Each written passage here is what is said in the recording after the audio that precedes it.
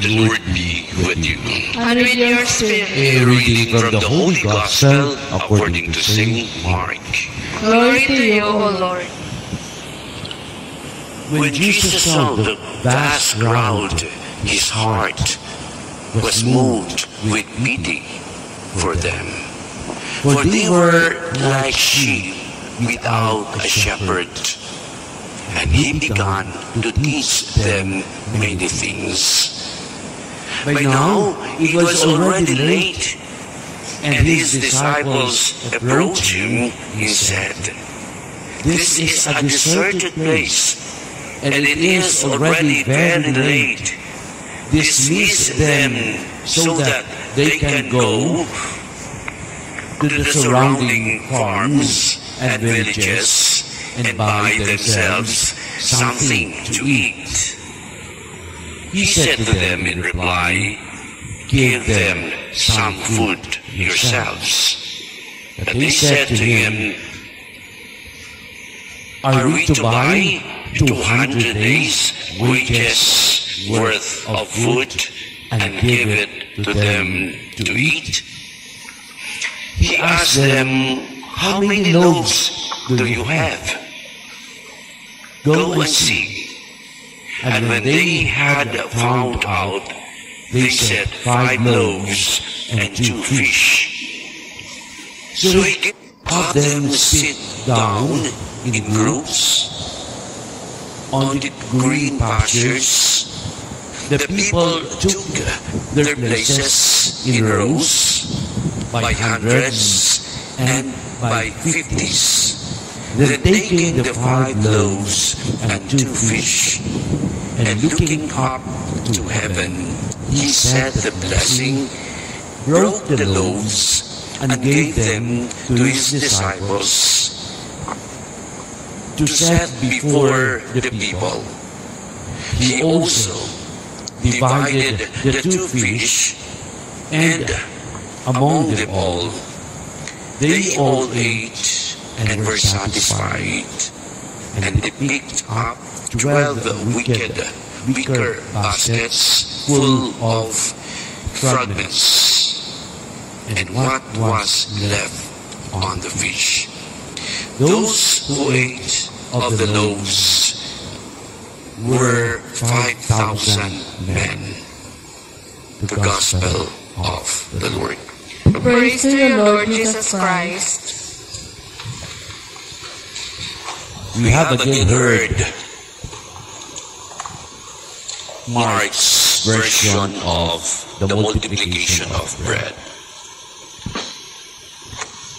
As the theology evolves, there surfaces another angle of this miracle of the multiplication of bread. The original version will say that Jesus indeed, during his prayer, the people saw that the bread multiplied from 5 to 5,000. But there are other phases of the miracle right now. That's not only the miracle of bread that was done, but the miracle of the heart and the miracle of charity.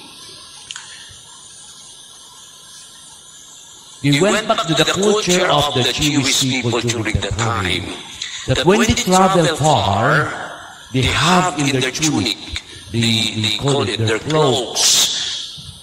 Especially during winter, they have their clothes, they have their tunic, mga mahahaba na mga damit. And inside the tunic was a store of food for their travel, water, and then the food supply. They hide it inside so that it would be easy for them to walk. So you cannot see them that they have food because it's inside of them. And when they saw Jesus with the 5 loaves, distributing it to his disciples, and he said, just put it there. So they started taking out from their clothes food to be shared also. So it was a miracle of charity coming, growing from the heart of the people who have heard and seen Jesus distributing. So that he was blessing the food, he was touching the heart of those people, that for them to be able to see, because sometimes we need the physical signs of charity, mamigay na rin tayo. Pero kapag walang nauna, kuminsan nagantayan wait for others. Halimbawa yung may mga contribution, yung mga iba dyan, papunta na siya, magbigay tayo, pabaon sa kanya kasi pauwi na ito for good na ito. Hanggang wala pa muna magbigay dyan. Okay, so kuminsan palaki ng palaki, una magbigay muna ng magkiramdam ng $10. Ako. Kaya namang mas mababa pa doon na patigitan ko. Nalagyan siya ng $11. So may pataas na pataas. Kasi minsan, nakalaano din na nasasagi yung pride ng isang tao. Nasabi niya, nakakaya namang magbigay ng less dyan. Pagkasabi na, kuripot ako na magpaano din siya, magpasiklap din siya. At kung minsan, nandoon yung talagang, sige, 100, may higit pa dyan. 110 cents. At least, sumubra yung kanya. So the miracle of the charity in the heart, growing from the heart of the people, kasi likas na sa atin, which is also natural for people na mag-share talaga. Natural yun para sa atin. Pero kung minsan kailangan natin may mga evidences, kasi kung minsan yung charity are abused. Anong yung sinasabing abuse? Dahil sa alam nilang mapagbigay ka. So kaya sabi na, nandito na naman, sabi ng mga politicians, sabi na, hindi na ito solicit, tulisit na ito. Kasi magbigay ng sulat. May nagbigay ulit. The same pa rin yung mga ng sulat ng paghingi.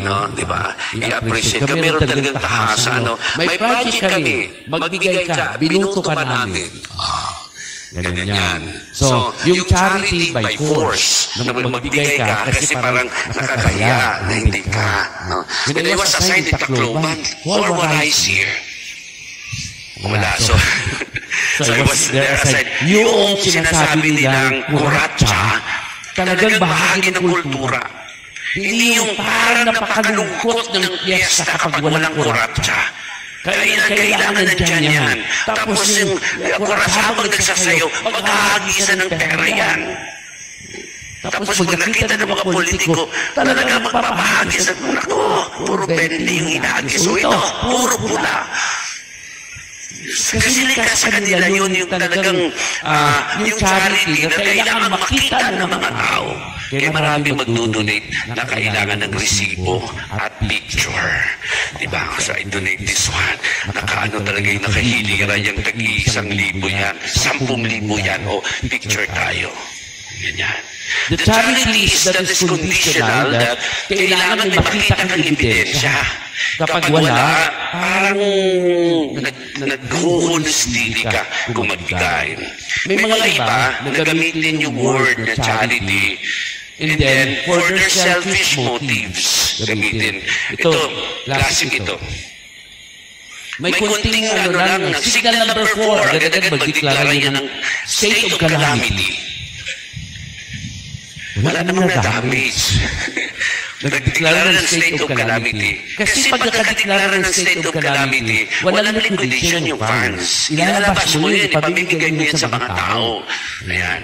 Hindi ka makapag-declare ng state of calamity, hindi mo magagamit yung funds. So you have to declare. Kaya yung iba, sana umulan, sana bumagyo, sana lumindol para sayang yung punto natin. Pag-carry over ito sa sunod na election, paano pag hindi tayo nanalo? Okay. So yung iba talaga, nagdasal na huwag sana umulan, yun naman may pera na ipamumudmod. Nagdadasal na para umulan, para may mga pictures, may mga videos na makikita na namigay ka, namudmud ka. But the miracle is truly did happen. May talagang nangyari. But on the other hand, the interpretation goes beyond the physical multiplication of bread, but goes beyond Hindi mo nakikita, pero nai-express mo, naramdaman mo yung kagandahan loob ng Panginoon.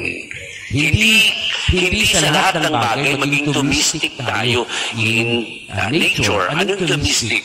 To see is to believe. Kailangan mo ba makita nagdideliryo na yung mata ng tao bago ka magbigay? Kasi to see is to believe nga, tutulungan, nagkasakit ba talaga yan? Kailangan talagang lumupasay siya sa harap mo bago ka magbigay ng pamasahe papunta sa ospital. Dali na sa rotunji yan. Dali na sa ay, wala namang sakit yan. Sige nga, ayaw, bumubula-bula na yung bibig. O sige, pwede nga. Kailangan talaga ng ganung ebidensya na kung minsan hindi kailangan naramdaman mo na may pangangailangan yung tao. Yung tawag doon, common sense. Sa fiesta, ito yung madalas sa buhol. Oy, mga Bisaya ba dito? O, sano? Uwi na ako, sano? Parang ang ibig sabihin noon, na natural yun, kapag umuwi siya, galing sa pistahan, may padala ka, may pasalubong, may pabaon, may pakimkim ka. Kapag wala yun, tatawag yan, pare, uwi na ako. Pag hindi ka, narinig ka na eh. Pero, ulit-ulitin hanggang talagang maisipan, walang kabahan, hindi mo ba ma-memorize yan? Kailangan pa bang i-memorize? Uwi na po ako. O sige, pare, uwi na ako. Ulitin pa ulit. Hindi mo ba maramdaman yan? Kaya mga, ilang piraso ipabaon mo. Kasi may mga bayan doon sa atin na ganoon talaga. Yung charity, ibibigay mo. Kusa kang magbigay ng ganyan. Kahit hindi humihingi yung tao.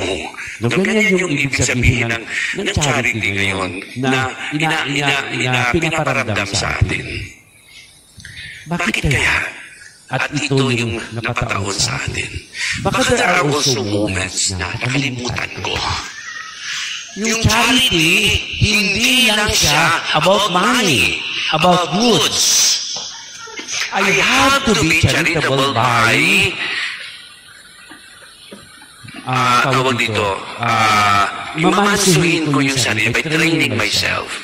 Not to utter words that are downing words that can break the person. Yun yung sinasabing, ikukontrol ko yung sarili. Kasi wala akong kontrol sa iba. Meron akong kontrol sa sarili ko.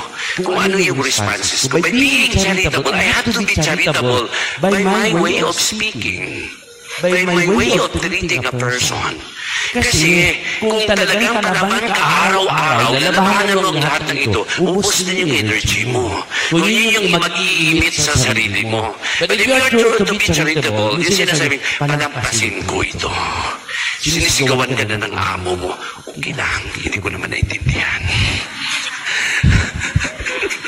So, palampasin mo na lang. Talagang inaano ka na, pakiramdam mo na yung gano'n. So, yung charity na nanggagaling sa'yo, out of charity, yun ang responses mo. Kahit sabihin ba natin, wala akong choice. Wala akong choice dito kasi kapag lumaban ako, mas lalaki lang yung problema. So I have to do, sinasabi natin, mortification.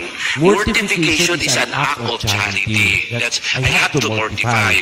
Naglalakad ka, may nakita kang pulubi, yung munting meron ka, ibibigay mo sa kanya. Ikaw nagsakripisyo rin. Ang tawag doon, charity, mortification.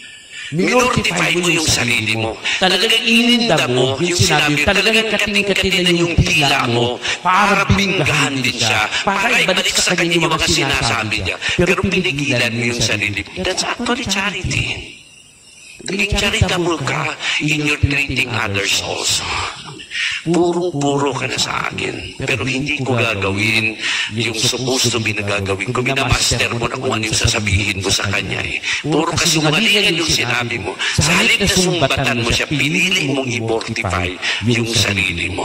Then that is actually another dimension of charity. So today, as you do this, we pray for those people na nagkulang sa expression ng charity. We pray for ourselves also na sa tuwing natitempt tayo to do revenge, an act of charity by way of mortification could also help us. We pray for this purpose. Let us all stand.